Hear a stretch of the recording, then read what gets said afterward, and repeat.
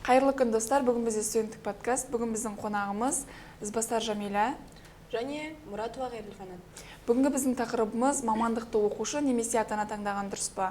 Әрине мен бұл жерде өз ойымды айтатын болсам, мамандықты менің ойымша ата-ана таңдаған дұрыс. Себебі ата-ана көпті көргендіктен, ол өзінің тәжірибесі болғандықтан, өзінің баласын жақсы танығандықтан, ол өзіне баласына мамандық ұсына алады.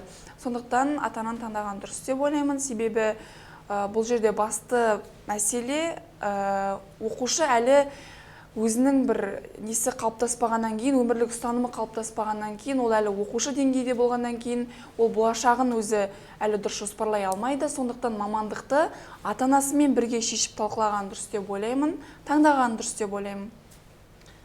Менің ойымша мамандықты оқушының өзі таңдаған дұрыс. Себебі әрине мұғалім, ата-ана бағдар беруші, оны жоққа шығармаймыз. Ата-ананы тыңдаған дұрыс, оның ақыл кеңесін тыңдаған дұрыс, бірақ түптің түбінде менің ойымша оқушы жауапкершілікті өзінің мойнына алып, өзіне не керегін, өзінің қызығушылығына, өзінің потенциалына байланысты өзі таңдаған дұрыс деп ойлаймын. Себебі жауапкершілік те тәжірибеде жас кезеңнен басталатындықтан ең мықты жауапкершілік басталатын жер ол мамандық таңдау деп ойлаймын. Себебі ол болашақтың азығы. Сол үшін менің ойымша оқушының өзі таңдаған дұрыс.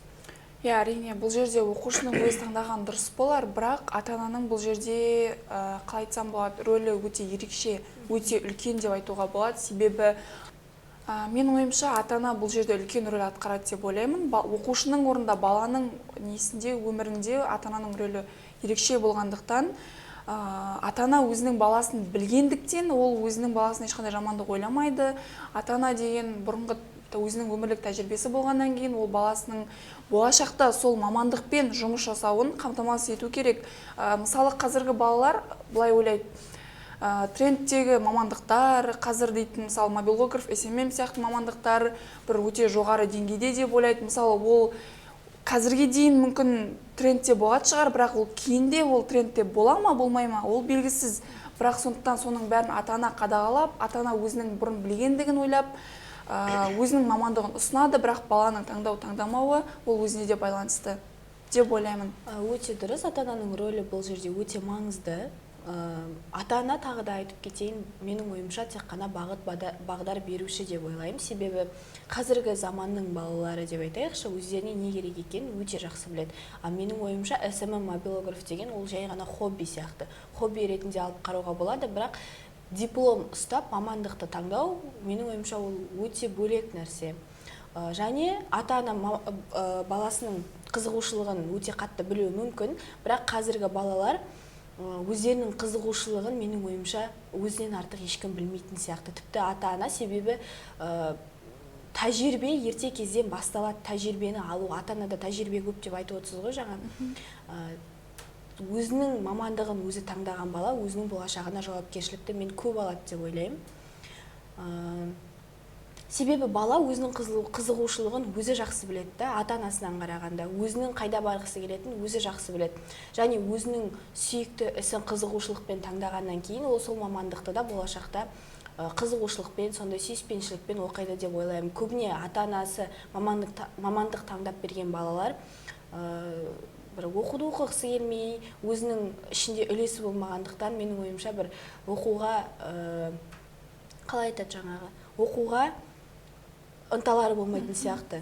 Сол үшін өзі таңдаған дұрыс деп ойлаймын. Кешірерсіз, бұл жерде сөзіңізді бөлейін, және де сіз айтып жатсыз ғой жаңа, ата-ана таңдап берген мамандықты оқушы, яғни студент болған шақта тастап кетуі мүмкін, ондай жағдайлар болады, әрине болады, бірақ ол көптен бірі, 100%-тің 99% сондай, то есть 1% сондай болатын болар, бірақ көбіне ата-ана таңдап берген мамандықты студент өзі жақсы алып шыға алады. Менің ойымша сондай. Мысалы, маған мамандығымды өзіме ата-анам ұсынғаннан кейін мен оны білем, қандай екенін. Мысалы да, мен және қазір сол бойынша жұмыстар жасап жатырмын, өзім мамандығым бойынша оқып та жатырмын, үлгеріп жатырмын да, екі жақ тарапта да. Бұл жерде мындай ғой, оқушы кезінде ол өзі жеке тұлға болып қалыптаса бастап жатқан ең бір төменгі кезеңдердің бірі ғой. Сол кезден бастап қалыптасып жатқаннан кейін ол кісілерде мысалы эмоцияға беріледі. Оқушы эмоцияға көп беріледі. Мысалы, ол мамандықты достар таңдап, жақын бір досы болады, сол досы жақын таңдап кеткеннен кейін қай жаққа кетеді, ол да сол маман таңдағысы келіп тұрады. Яғни досымнан мен ажырап қалмайыншы деп.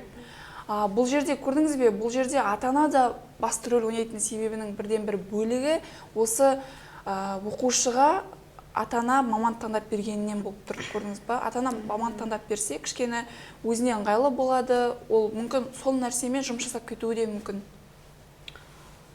Айтуыңыз өте дұрыс, иә, бірақ сонда да оқушының өзі таңдаған дұрыс деп ойлаймын.